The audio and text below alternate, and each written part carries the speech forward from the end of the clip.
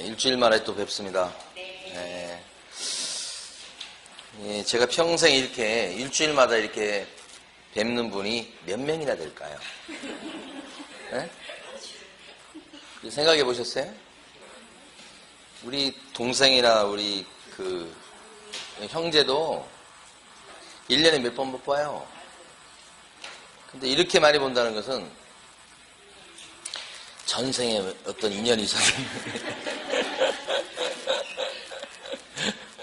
우리 전생에 여러분들이 우리 시골 마을 불황민이었던 거지.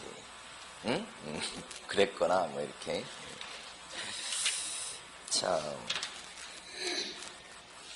자 그러면 이제 첫 진도인데 2편부터 나가죠. 2편은 교재는 124페이지부터 나갑니다.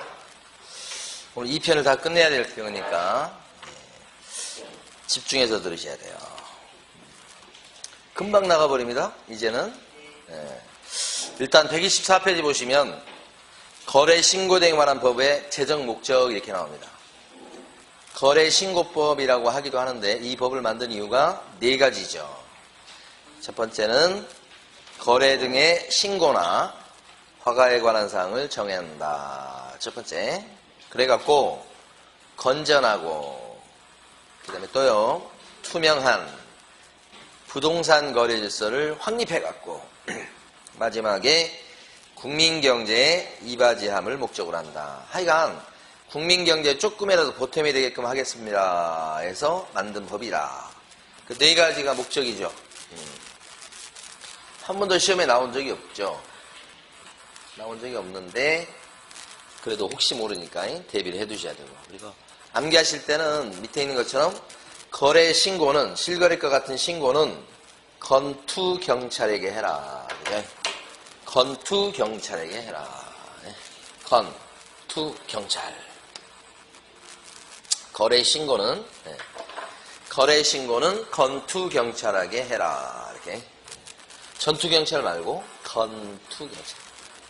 거래 신고 등에 관한 법의 목적이라는 의미가 있고 동시에 첫 번째 목적이기도 합니다. 거래 등의 신고 및 허가에 관한 사항을 정한다. 거래 등의 신고 및 허가에 관한 사항을 정한다. 그 뜻이고요. 신고, 허가에 대해서 정한다. 두 번째, 건전하고 세 번째, 투명한 부동산 거래 질서를 확립해서. 자, 마지막에 어떻게 해주겠다. 국민 경제에 보탬이 되게끔 해주겠다. 그렇죠? 국민 경제에 보탬이 되게끔 하겠습니다. 4가지 목적. 이렇게. 자, 그 다음에 이제 거래 신고 절차 전체에 대해서 잠깐 보고, 부동산 등에 대해서 매매했을 때만 실거래가 신고하는 거죠. 그때는 계약서 쓴 날부터 30일이에요? 60일이야? 30일. 30일 내 실거래가 신고. 계약일이죠. 신고는 어디다 하냐면 이 부동산 있는 곳의 시군구청장. 여기를 신고관청이라고 해요. 그 점에서 중개업소의 등록관청하고 다르죠. 사례 나왔을 때 언제나 조심하셔야 돼요. 중개업소에 등록관청에 신고한다 그러면 X. 등록관청에 신고하는 게 아니라. 자, 신고 들어가면 신고관청에서는 신고필증을 끊어준다. 필증 줘요, 필증? 즉시 줍니까? 아니면 지체 없이 발급입니까? 지체 없이 발급. 신고필증이라는 글자가 4글자니까 여기도 4글자가 오는 거예요. 지체 없이 발급. 신고필증. 그래가지고 등기 친다. 등기 내는 것과는 별도로 신고된 실거래가가 맞는지 따져본다. 검증을 누가 해요? 신고관청에서 검증한다. 검증은 그동안의 기록을 비교하는 거예요. 그래서 그동안 거래된 그 자료를 싹 쌓아둔 게 검증체계. 그 검증체계를 만들어서 운영하는 사람은 누굴까? 국장이죠, 이제 국장.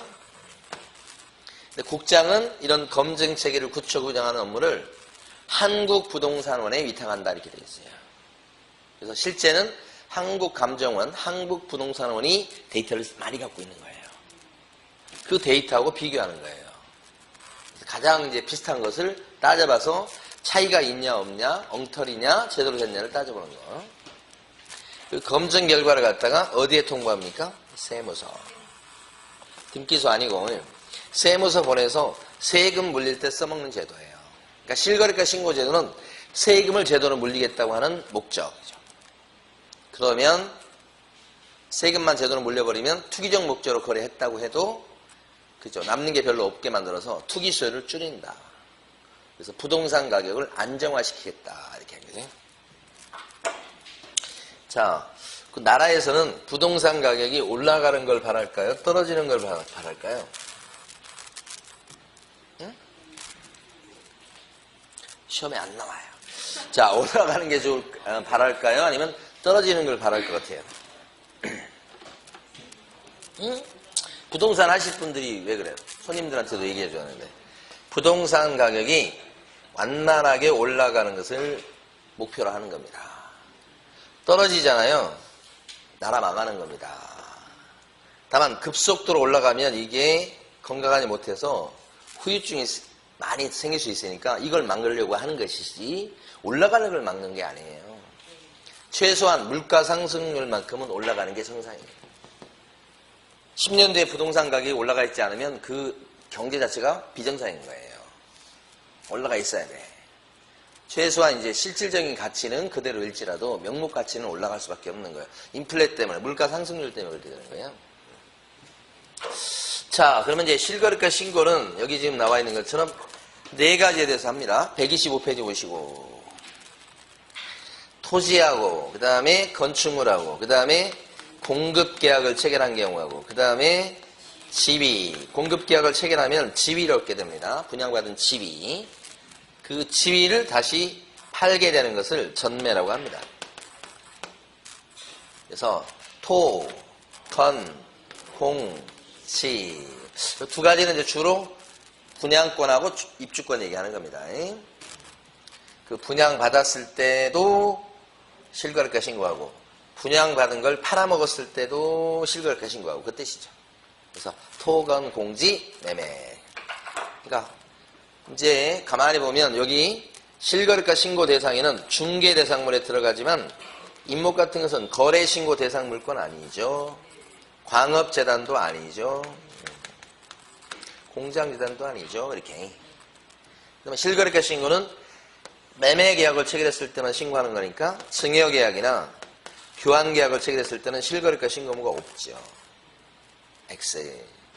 경매로 낙찰을 받았을 때도 실거래가 신고무가 없죠. 매매만. 상속받았을 때도 없는 겁니다. 자, 임대차 계약을 체결하면요.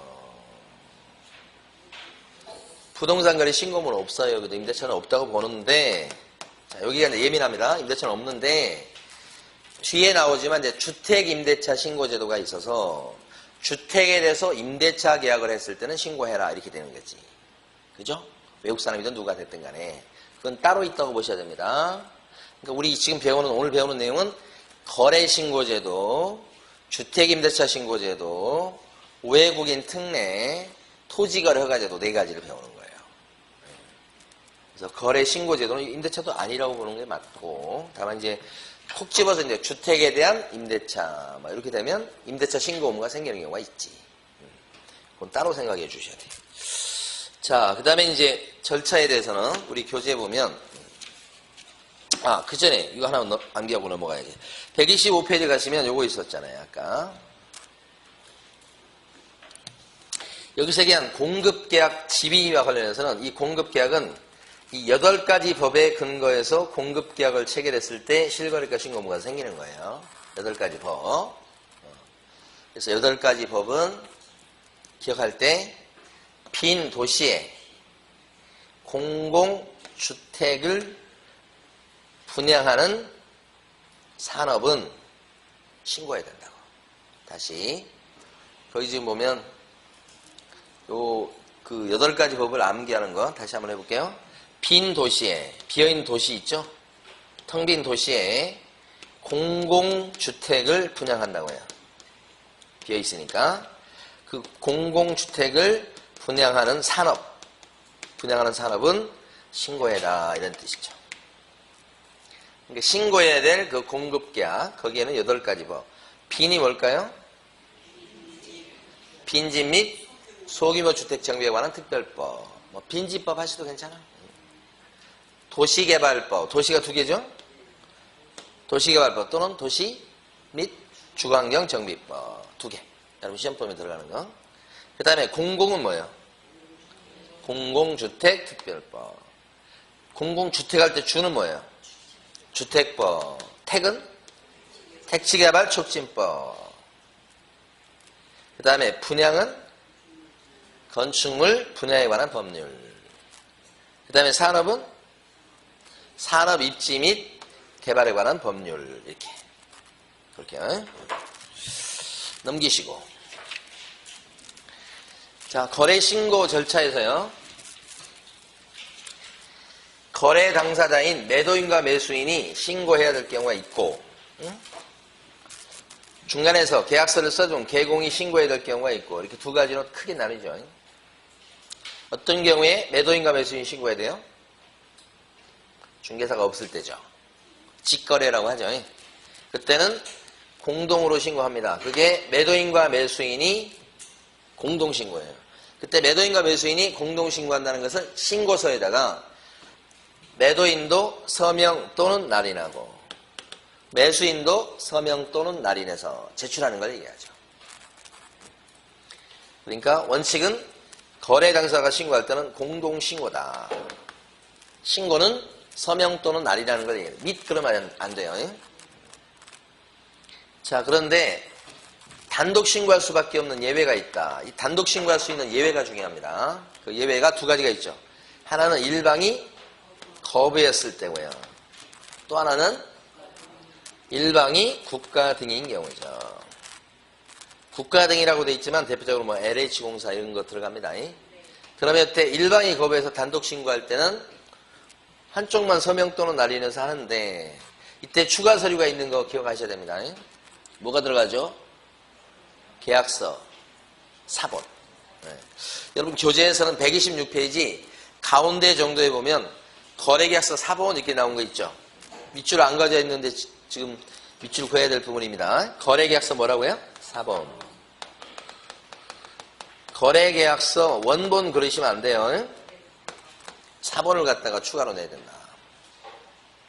요것을 출제 포인트로 봐요. 그 다음에 일방이 국가 등일 때는 국가 등이 부동산 거래 신고해야 되겠죠? 됐어요. 이게 단독 신고지. 근데 뭐가 있냐면 오른쪽 페이지 가면 당사자가 있을지라도 계약서를 써준 부동산 사장님이 계시면 실거래가 신고는 부동산 사장님만 하는 거죠. 당사자는 신고가 없다죠. 이게 핵심. 그래서 거기 127페이지 보면 중간 정도에 박스에서 중간 정도에 밑줄 그어진 부분이 있단 말이에요. 거기가 핵심인데 당사자는 거래 신고무가 없고 개공만 신고무가 있다 이 뜻이에요. 그럼 이게 어떤 의미냐면 부동산 거래계약 신고서를 적어낼 때 신고서에 서명 또는 날인을 누구만 하면 돼요? 서명 또는 날인을 개공만 하면 돼요. 당사자는 서명 또는 날인하지 않습니다. 신고무가 없다는 얘기는 날인할 의무가 없다는 뜻이에요. 이때 개공이 신고서에다가 서명 및 날인해요? 서명 또는 날인해요? 또는이에요. 개공이지만 서명 또는 날인. 그러니까 부동산 실거래가 신고제도에서는 전부 다 서명 또는 날인해요. 요거 지금 중간에 밑줄을 그는 게 가장 핵심. 자, 넘어갑니다. 신고 방법. 신고 방법은 시험에서 많이 나온 건 아닌데 직접 신고서를 내는 방법이 있고 다른 사람이 심부름해서 갖다 내는 방법이 있고 2가지다. 이렇게. 오케이. 직접 내는 방법과 심부름 시키는 거. 근데 직접 할 때는 걸어가도 되고 컴퓨터 앞에 앉아서 해도 되고. 오케이. 근데 남을 시켜서 심부름 시키잖아요. 그때는 전자무소로 할 수가 없고 걸어가야 돼요. 그러니까 심부름 시켜서 대행시킬 때는 전자무소는 못한다. 이렇게. 근데 자 여기서 핵심은 뭐냐? 개공이 신고무가 있을 때 있잖아요. 이렇게. 그럼 개공이 직접 가서 하지 않고 심부름 시키는 방법이 있죠. 제출대행 할 수 있어요, 개공. 누구를 심부름 시킬 수 있죠? 소공에 대해서. 소공 너가 내 대신 신고서 갖다 내고 와라. 소공을 심부름 시킬 수 있고. 소공이 뭐예요? 제출대행 할 수 있어요. 보존 할 수 있나요? 보존? 안 되고. 같은 직원이지만 소공에 대해서만 제출대행 자격을 주고요. 소공이 제출대행 할 때는 개업공인중개사에 위임장 갖고 갑니까? 필요 없어. 이 소공이 왔는데 이 소공이 뭐 하려고 왔는지 다 아는 거예요. 대신 심부름 온 거예요. 그러면 소공 같은 경우는 이렇게 제출대행을 할 때 전자문서로 할 수 있나요? 소공은 컴맹이라고 그러지. 컴맹. 못해요. 전자문서로 못한다. 소공은. 요거 잘 기억을 해주시고. 여기가 핵심이 여기가. 그러니까 여러분 교재에서는 128페이지에서 가로 2번에 별표가 3개 되어 있는데 그 중에서 회색 바탕 박스 안에 가면 동그라미 니은 번이 있어요. 그 4줄은 하나도 뺄 게 없어요. 소공이 제출대행 할 수 있다. 별표도 막 쳐져 있을 거야 아마. 안 쳐져 있어요? 응? 안 쳐져 있어요? 그러니까. 별표 했어요 분명히. 그 다음 밑에는 이제 실거래가 신고 관련해서 거기 가로 4번에 보면 30일 내 신고하는데 잔금일로부터 30일 내 신고합니다. 그럼 맞아요? 틀려요? 틀려요? 등기된 날로부터 30일 내 신고합니다. 그래도 틀리지. 언제부터 30일이죠? 계약서 쓴 날. 가끔씩 이렇게 보면 제가 양심이 찌를 때가 있어요. 오후에 낸 문제가 갑자기 생각나가지고 오후에 낸 문제를 이렇게 막 얘기해버릴 때 그때 갑자기 뜨끔뜨끔해요. 제가 방금 전에 뜨끔했어요. 자, 거래 신고사항이 나오잖아요. 거래 신고사항이 이게 핵심 중에 핵심입니다. 부동산 거래 신고사항입니다 했는데 여러분 교재에는 지금 129페이지 가로 5번이 가로 5번 보면 부동산 거래 신고사항 해가지고 부인들이 절에 오는 날에는 실제로 중이 좋아합니다. 하나, 둘, 셋, 넷, 여섯 개인데, 그죠? 요게 2개니까 7개입니다. 그래서 7가지가 부동산 거래 신고사항이 되는 게 일단 기본이에요, 기본. 자, 동그라미 1번. 부가 뭘까요? 천천히 해도 돼요. 부동산의 소재, 지번, 지목, 면적, 종류. 오피스텔이냐, 상가냐, 뭐 이런 거 있잖아요. 아파트냐, 뭐 이렇게. 연립주택이냐, 이런 게. 인자는 뭘까요? 매도인과 매수인의 인적사항. 그죠? 주소, 성명, 주민등록번호 이런 거예요. 날은 뭘 것 같아요? 날일자, 한문으로. 그래서 계약일, 중도금 지급일, 잔금 지급일. 오케이. 자, 4번째가 이거 뭐예요? 사실 5번째죠? 뭐예요? 동그라미 5번. 실거래가. 그래서 여기까지는 뭐 필수적인 신고사항이에요. 그래서 누가 어떤 부동산을 언제 얼마에 거래했냐 신고하는 거죠. 너무 당연한 얘기예요. 그러면서 추가되는 게 이제 중개사에 대한 정보죠. 중개사에 대한 뭐 인적사항, 중개사무소에 대한 등록사항 뭐 이렇게 하는데 그냥 중개사 정보 그러면 끝이에요. 대신 얘는 주의할 게 중간에 소개한 중개사가 있을 때예요. 언제나 조심할 건 거래 당사자가 실거래가 신고해야 될 경우도 있잖아. 당사자가. 어떤 때죠? 중개사가 없을 때. 그럼 당사자가 실거래가 신고한다 그랬으면 이건 빠지지. 없으니까. 그 다음에 조자는 뭐예요? 조건, 기한을 정해놨을 때 조건기한. 요것도 신고사항이야. 그러니까 조건이나 기한을 정한 게 하나도 없어. 그러면 신고사항이 안 될 수 있죠. 그러니까 요 2개는 필수는 아니에요. 신고해야 될 경우도 있고 안 하는 경우도 있고 그런 거지. 그래서 7가지 이게.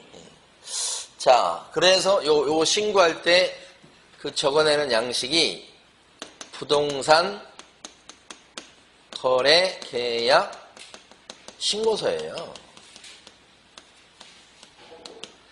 이런 게 하나 있어. 양식이 하나 딱 있어. 그 7가지 적어내는 거예요. 이렇게. 자, 이제 노란 걸로 가볼게요. 노란 것은 조계사 입구라고 이렇게 돼 있어요. 조계사 입구에 이런 낙서가 돼 있다는 건데 이 조자는 자금 뭐예요? 조달 계획이고 조자가 입자는 뭐예요? 입주 계획이다. 그래서 부동산 거래 신고 사항이 두 가지가 추가되는 경우가 있어요. 중요하겠죠. 세 가지의 경우에 있어서는 두 가지가 추가돼. 그래서 여기 보면 6억 이상 주택을 매매했을 때예요. 주택입니다. 이상이라고 돼 있으니까 6억짜리 주택을 매매했다. 그러면 지역을 안 따지고 자금 조달 계획과 입주 계획. 어디서 돈 나서 사는 거냐, 당장 들어가 살 거냐, 세를 놓을 거냐, 그것을 신고하도록 돼 있어요. 이걸 신고하는 그 서식이 따로 있습니다요. 요게 이름이 자금 조달 및 입주 계획서라고 따로 있어요. 이렇게. 자, 두 가지가 신고사항으로 추가되는 경우가 이제 두 번째가 조정 대상 지역이나 최근에 이제 조정 대상 지역에서 일부를 제외시켰죠. 앞으로 시간 흐름에 따라 이제 그걸 해제시키는 경우가 더 늘어날 것 같아요. 좋은 거예요, 나쁜 거예요? 좋은 거예요? 경기가 안 좋으니까 해제시키는 거예요. 경기가 좋으면 더 묶어야 되겠죠. 근데 이제 시간 흐름에 따라서 이 부동산 이 하강 국면이 조금 지속될 거니까 그거 이제 활성화시키는 차원에서 해제하고 이렇게 순차적으로 할 가능성이 높아. 그거 역사적으로 보면요. 이 투기과열지구나 뭐 투기지역이나 이런 조정 규제지역이 있잖아요. 옛날에 있었어요. 없어졌었어. 이번에 생겼어요. 그 다음 뭐예요? 어떤 차례야? 없어질 차례야. 없어진다는 건 뭐예요? 경기가 안 좋은 상황으로 가는 거지. 응? 우울하세요? 그럴 수 있지. 근데 평생 왔다 갔다 이놈. 응? 평생 왔다 갔다 해. 계속 올라가면 어디가 있어. 그 경기 상황 자체는 여러분 배우잖아. 학교는 때 배우지 않나요? 상승 국면이 있고 후퇴 국면이 있고 또 뭐 이런 거 있고 뭐 회복 국면이 있고 뭐 그런 게 배우잖아요. 상승 국면일 때는 이런 게 생기는 거야, 이런 게. 자, 조정 대상 지역이나 투기 과열 지구내 주택을 매매하면 이때는 규제 지역인데 금액을 안 따지지. 두 가지가 무조건 들어가, 신고사항으로. 그 다음에 법인이 주택을 매수했을 때도 이때는 특징이 있는 게 이건 금액도 안 따져, 법인은. 지역도 안 따져. 그러니까 만약에 법인 같은 경우는 비규제 지역에 가서 5천만 원짜리 주택만 매입을 해도 얘가 신고사항으로 들어가야 되는 거예요. 법인을 되게 세게 규제하는 거지. 이렇게. 그래서 기억하실 때 6억주, 조가주, 법인주 이게 입에 붙어 있어야 돼. 노란 것까지 했어요. 예? 여러분들이 너무 잘 이해해가지고 행복해요. 진짜. 예? 그동안 보람이 있어. 예? 자, 저는 행복한 게 한두 개가 아니야. 수백 가지야, 지금. 말리지 마. 자금 조달 계획 증명 자료는 돈 진짜 어디서 나온 거야? 증빙이라고 많이 씁니다. 실무에서는. 증빙 자료 내봐. 이렇게 하는 거지. 돈 진짜 어디서 나온 거야? 이건 그냥 말로만 얘기합니다. 돈 어디서 났어? 적금 깼어요. 이렇게 말로만 얘기하는 거야. 근데 이건요. 깬 자료를 내야 돼. 예? 요것은. 그러니까 여기까지 가면 어떻게 해요? 거짓말하기 힘들고요. 들통날 가능성이 높죠. 그래서 여러분 보면 우리 주변에 돌아다니는 돈은 깨끗한 돈이 많을까요? 아니면 좀 그런 돈이 또 많이 있을까요? 그런 돈이 좀 말하기가 그래서 그런 돈이라고 그랬네. 가만히 보면 우리가 갖고 있는 돈 중에 그런 돈이 많아. 이거 갖고 뭐 산다든지 뭐 이렇게 하는데 나중에 그거 어디서 돈 나서 산 거야? 그러면 딱히 할 말이 없어. 그런 돈이 있거든. 밝히고 싶지 않는 돈. 근데 밝히라 이런 얘기가 되니까 이건 뭐야? 찔리지. 이런 경우는 어떤 경우냐면 증빙서면을 내는 경우는 투기과열지구내에서 주택을 매매했을 때예요. 여기는 조정대상 지역은 치지도 않아요. 투기과열지구요. 그리고 주택을 매매. 그걸 뭐 법인이 매매하든 만약 그렇죠? 누가 매매하든 상관없어요. 그래서 요 증빙 자료니까 증빙 자료가 이렇게 빨간 거로 치면 응? 부동산 거래 신고할 때 내는 서류가 한 개만 내도 되는 경우가 있고 2장을 내는 경우가 있고 9가지지. 이건 한 가지니까 3장을 내는 경우가 있고 이렇게 생각하시면 되죠. 그러면 요 밑에 요 2간 전부 다 주택이잖아요. 주택. 그럼 상가 매매를 했을 때는 부동산 거래 신고할 때는 3장을 내는 거예요? 2장을 내는 거예요? 1장을 내는 거예요? 상가는 무조건 1장이에요. 주택일 때나 2장, 3장 이럴 수 있는 거지. 토지는 좀 이따 봐요. 토지 또 나오니까. 그런데 요거 하나. 요때 원래 조달계획과 입주계획서를 내는 경우인데 매수인이 사는 사람이 국가 등일 때는 제외된다고 돼 있죠. 국가가 이걸 사. 근데 국가가 어디서 꼽을 쳐놓은 돈 가지고 사진 않겠지. 그쵸? 그래서 국가는 믿어주는 거예요. 응?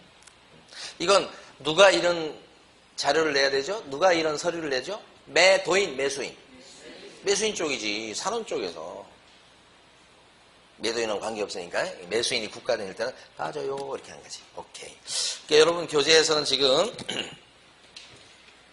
핵심이 어디냐면 129페이지 보면 동그라미 9번 밑에 보면 당구장 표시되어 있는 거 있잖아요.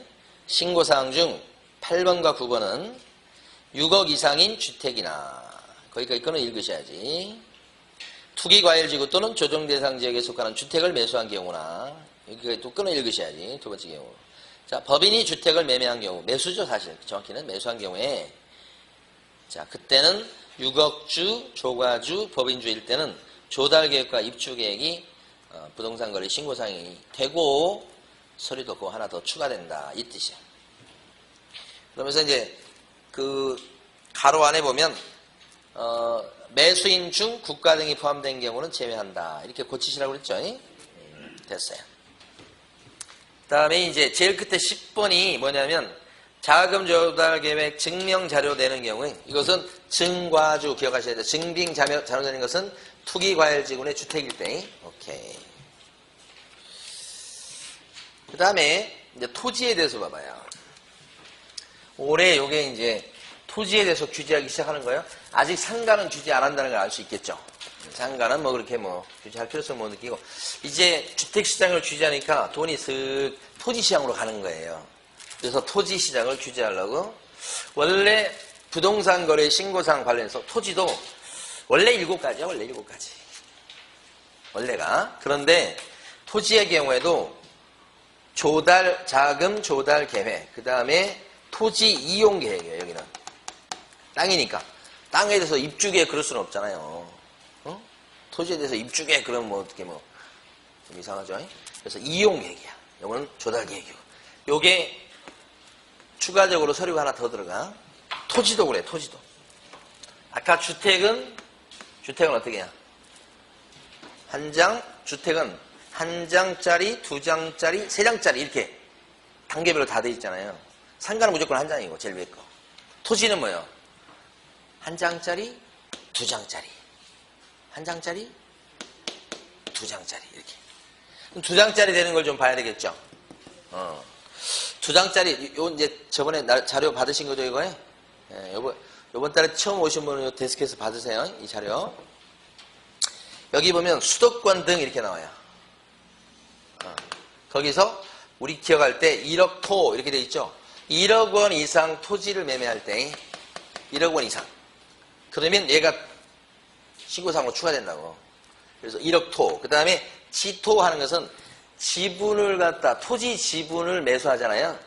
그럼 무조건 요거 들어가요. 조달계획과 뭐예요? 이용계획. 지토. 지분을 매수한 경우에요. 지분, 요 지자는 지분 얘기하는 거예요. 그러니까 전체 지분이 아니고 전체를 할 때는 1억 이상 토지를 매입한 거고 지분을 매수하는 경우는 그 지분 가격을 안 따져요.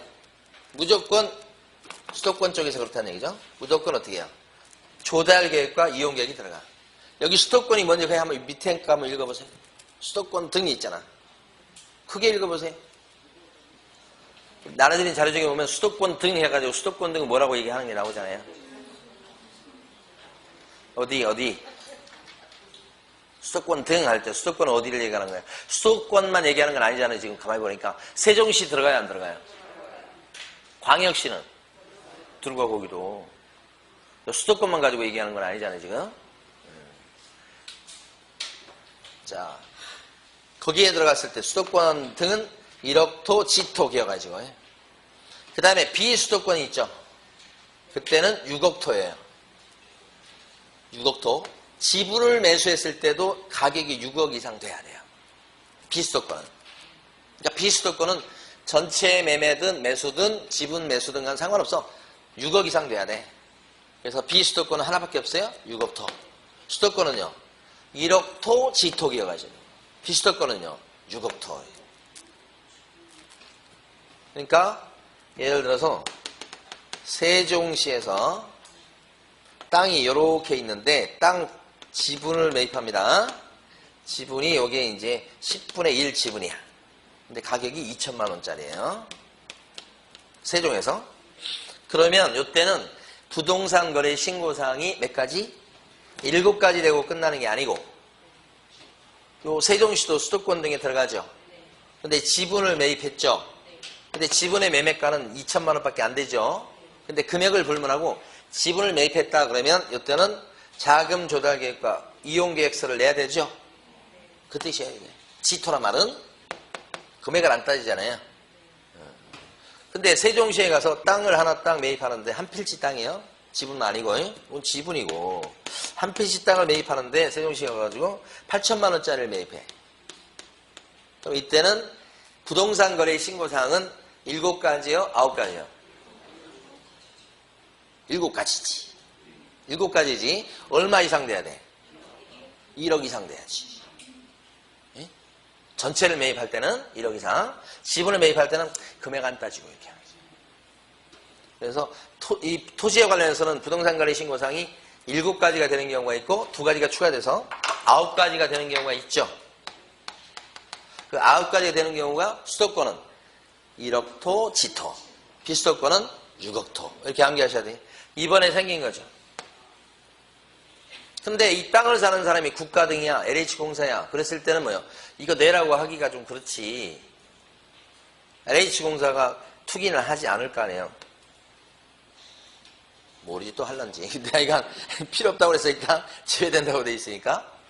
그 다음에 토지거래 허가를 받은 경우도 제외해요. 왜 그럴까요? 토지거래 허가 받은 경우도 제외다. 왜 그래요? 토지거래 허가 신청을 할 때 자금 조달 계획 및 이용 계획서를 냅니다. 진짜요? 못 믿는 눈치야.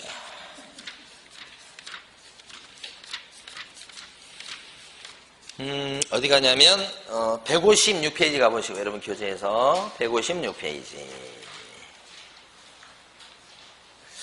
가로 1번에 박스 안에 보면 밑줄을 2군데 그어놨죠. 3군데 그어놨죠. 토지 이용에 관한 계획. 그쵸? 또 하나 뭐예요? 자금 조달 계획. 앞에 필요 없어요. 자금 조달 계획. 그쵸? 그러면서 동그라미 3번에도 가보세요. 토지 이용 계획서 내고 자금 조달 계획서 내고 그러잖아요. 그러면 토지거래가 받았다 그러면 이거 벌써 시군구청에 들어갔겠네. 들어갔죠 이거? 다시 넣을 필요가 없다. 이런 얘기. 그래서 토지 그러면 9가지가 되는 경우는 여러분들은 1억토, 요 앞에도 빼버려요. 1억토, 지토, 6억토. 요걸 딱 기억하시고. 1억토, 지토, 6억토. 이렇게. 오케이. 자, 잘하셨어요. 잘하셨어요. 여기까지 받고, 그 다음에 130페이지 가보셔요.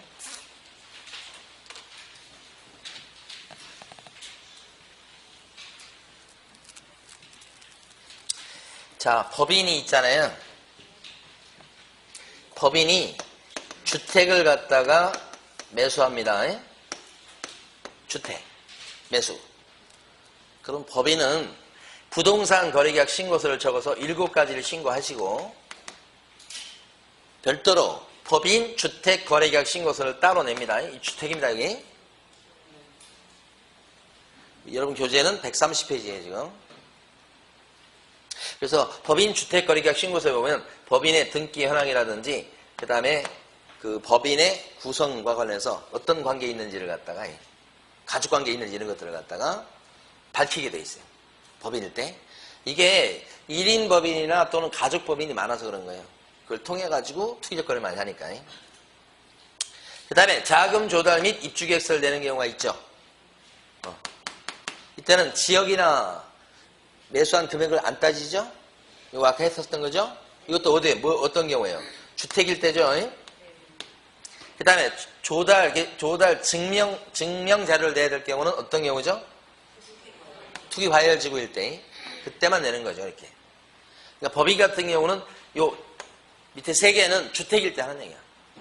만약에 법인이 상가를 갖다가 만약에 매입을 해.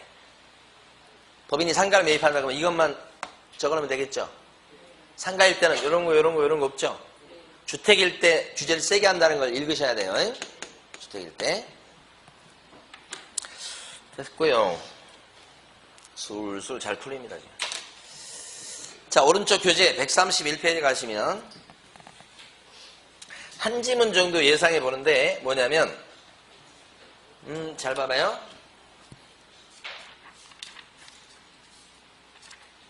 잘 봐봐요. 자, 매도인하고 매수인 있잖아요. 매도인하고 매수인이 있는데 둘이 이제 여기는 팔고 여기는 산 거예요. 이렇게 팔고 샀는데 중간에 개업공인중개사 갑이 소개시킨 거야. 계약서 써준 거예요. 그래서 실거래가 신고를 누가 해야 돼? 개공이 하는 거예요. 써준 개공이 하지. 여기는 신고무가 없잖아요. 신고는 이 사람이 부동산 거래 신고를 이렇게 하지. 그리고 30일 내 실거래가 신고를 해야 된다. 여기에 의무사항이고 여기는 의무가 없어. 자, 그런데 요 주택이 여기 매수하는 쪽에서 보니까 6억주, 초과주, 법인주 이렇게 되면 어떻게 돼요? 신고사항이 두 가지 늘죠. 신고해야 될 서류가 한 장이 더 늘어나잖아요. 그게 노란 거. 그게 자금 조달 및 입주 계획서. 그 자금 조달 및 입주 계획서는 여기가 하는 거지. 여기는 상관없고. 그럼 이 사람 입장에서는 자금 조달 및 입주 계획서, 부동산 거래계약 신고서는 여기서 내고, 자금 조달 및 입주 계획서를 갖다가 내는 방법이 두 가지가 있어. 자기가 직접 이렇게 신고관청에 가서 내는 방법이 있고, 그죠? 그때는 어차피 얘도 30일 내 들어가면 되니까 얘도 30일 내 들어가면 오케이야. 그런데 자기가 직접 내지 않고 여기 토스를 해. 여기 매수인이 개공한테 줘가지고 개공이 요거 낼 때 같이 내게 하는 방법도 있단 말이야. 그러면 요거 같이 들어갈 때는 30일 내에 들어가면 돼. 그러면 자기는 요 사람한테 이렇게 토스할 때는 며칠 내 여기 제공해라? 여기가 25일이지. 25일 내 제공이라고. 그죠? 25일 내 제공. 응? 그래서 기억할 때 25일 내 뭐라고요? 제공. 제공이란 글자가 와, 시험지에. 그러면 여러분들은 손오공 말고 250. 250도 날라다녀요. 250. 손오공 말고 250. 제공 나오면 뭐예요? 250. 제공 나오면 250. 핵심. 그래서 여러분 교재는 131페이지요. 이거 뜨끔했어요, 또. 가로, 131페이지 가로 7번에 동그라미 1번은 쭉 보시면 넷째 줄에 30일 내 별도 제출할 수 있다 이렇게 나왔죠. 그러니까 별도 제출이다 이런 얘기 나오면 30일이고요. 자, 동그라미 2번의 넷째 줄을 보시면 계약 체결일로부터 25일 내 법인 신고서, 자금 조달 입주 계획서를 어떻게 한다고요? 제공이라는 말 나오죠. 제공 나오면 뭐예요? 25일. 이렇게. 그래서 250 함기도 아니지. 됐어요. 자, 그 다음에 이제 사후 절차. 밑에 보면 가로 8번을 보려고 해요. 가로 8번. 실판에 있지만 우리 신고관청은 신고 들어왔을 때 이제 신고필증을 끊어줄 거 아니에요. 그리고 그 신고사항에 대해서 우리 시도의사한테 보고합니다. 신고사항에 대해서 시도의사한테 보고하면 시도의사는 국장한테 또 보고하지. 근데 요게 매달 보고하게 돼 있어요. 여기 보면 매월 1회 보고한다고 돼 있어요. 그러니까 매달 보고 이렇게. 자, 여기 두 가지가 포인트예요. 이거 무시하시면 안 돼요. 여기 보면 신고관청은 매월 1회 신고사항을 국장한테 보고한다 그러면 돼요, 안 돼요? 건너뛰면 안 된다고. 이거 하나. 지금 여러분 교재에서는 가로 8번에 동그라미 2번요. 신고관청은 조사 결과를 특별시장, 광역시장, 특별자치시장, 도지사 또는 특별자치도지사한테 보고해야 되고, 나왔죠? 시도의사는 이것을 국장에게 또 보고해야 되겠다. 뭐 화살 표시 나온 거 있잖아요. 점핑 이렇게. 그래서 이렇게 하면 안 돼. 이렇게 하면 안 되는 거 하나. 자, 그 다음에 자, 시도지사는 신고관청으로부터 보고받은 사항을, 그죠? 매월 1회 보고하도록 돼 있죠? 그러면 시도지사는 신고관청으로부터 보고받은 사항을 보고받은 후 1개월 이내에 국장에게 제출합니다. 보고합니다. 그러면 돼야 안 돼요? 1개월 이내라고 하면 안 돼요. 1개월 이내가 아니고 매월. 같은 의미 아니죠.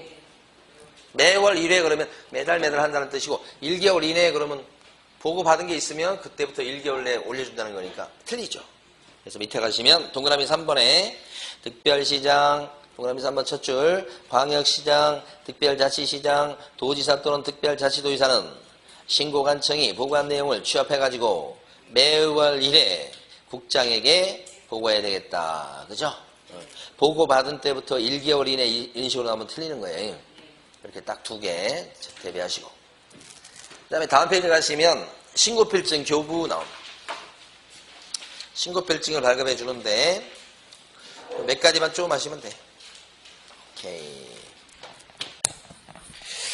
그럼 가로 1번에서 보면 아까 할 때 즉시하고 지체 없이는 다르다고 그랬어요. 즉시가 빠른 거예요? 지체 없이가 빠른 거예요? 즉시가 더 빠르지. 근데 그 자리에서가 즉시요.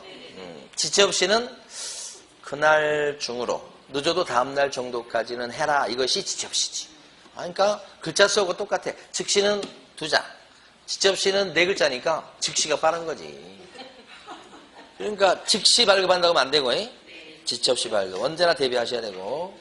동그라미 3번을 별표 치세요. 동그라미 3번. 부동산 거래계약 시스템을 통해서 거래계약을 체결한 경우. 부동산 거래계약 시스템이 뭐냐면 전자계약이에요. 전자계약을 전자계약이라고 쓰기도 하지만 실제 조문에서는 부동산 거래계약 시스템. 그렇죠? 거래계약 시스템. 계약 시스템 나오면 전자계약이에요. 이럴 때는 거래계약을 체결했을 때는 부동산 거래계약이 체결된 때 부동산 거래계약 신고서를 제출한 것으로 본다. 시험 문제 나올 때는 분명히 거래계약 시스템을 통해서 거래계약을 체결한 경우에도 부동산 거래계약 신고서를 제출해야 된다고 나올 거예요. 그럼 X요. 일단 제출할 필요가 없어요. 그 다음에 가로 2번. 부동산 거래 신고를 했다. 그래서 신고필증이 발급되면 거민을 받은 걸로 치죠. 은근히 나왔습니다. 몇 번? 요거. 부동산 거래, 요거요. 부동산 거래 신고했다. 그러면 여기는 없네. 부동산 거래 신고했다. 그러면 뭐요? 거민 받은 것으로 의제. 그죠? 그래서 여기 가면 이거 약한 제도니까. 자, 요 내용들은 이제 이따 나중에 나올 때 이거 나올 것 같으니까 지금 이거 생각해요. 자, 밑에 가시면 이제 검증, 네모사반에 검증 나오는데, 검증에서, 가로 1번, 국토교통부 장관은 하면서, 신고받은 내용, 가로 1번에, 부동산 가격 공시 및 감정 평가에 관한 법률에 따른 공시된 토지, 그 다음에 주택의 가격, 그 밖에 부동산 가격 정보를 활용해가지고, 거래 가격 검증 체계를 구축 운영해야 된다. 누가? 국장. 근데 실제 어디에 맡겨놨어요? 한국부동산원. 한국부동산원이 딱 2번 나옵니다. 첫 번째, 우리 얼마 전에 배웠던 건 뭐가 있었냐면, 얼마 전인가? 한참 전이네? 뭐가 있었죠? 얼마 전이네. 신고센터. 교란행위 신고센터 있었죠. 그것을 원래 국장이 신고센터를 설치 운영할 수 있다 그랬는데, 한국부동산원에 위탁한다. 그죠? 검증체계를 구축 운영해야 된다. 누가? 국장이. 근데 국장이 안 하고 어디에 비타? 한국부동산원. 이렇게. 그래서 가로 2번에 가면 별표 치셔야 됩니다. 자, 신고관청은 제3조에 따른 신고를 받았을 때 거래가격 검증체계를 활용해서 그 적정성을 검증해야 되겠다. 요거 검증체계를 갖다가 활용해가지고 적정성을 실제 검증하는 사람은 누굽니까? 여기가 핵심입니다. 여기가 핵심. 적정성을 검증하는 사람은 국장 아니에요. 다시. 적정성을 검증하는 사람은 세무서장도 아니에요. 국장도 아니고 신고관청. 오케이. 여기가 핵심. 가로 2번의 핵심. 그 다음에 신고관청은 검증 결과를 갖다가 부동산 소재지를 관할하는 누구에게 통보? 세무관서의장에게 통보. 요걸 갖다가 등기소장한테 통보 그러시면 안 돼. 그래서 여러분들은 옆에 써두셔야 돼. 등기소장 X. 이렇게. 여기 통보하면 안 된다. 이렇게 하셔야 돼요. 오케이. 됐습니다. 쉬었다가 계속 하겠습니다.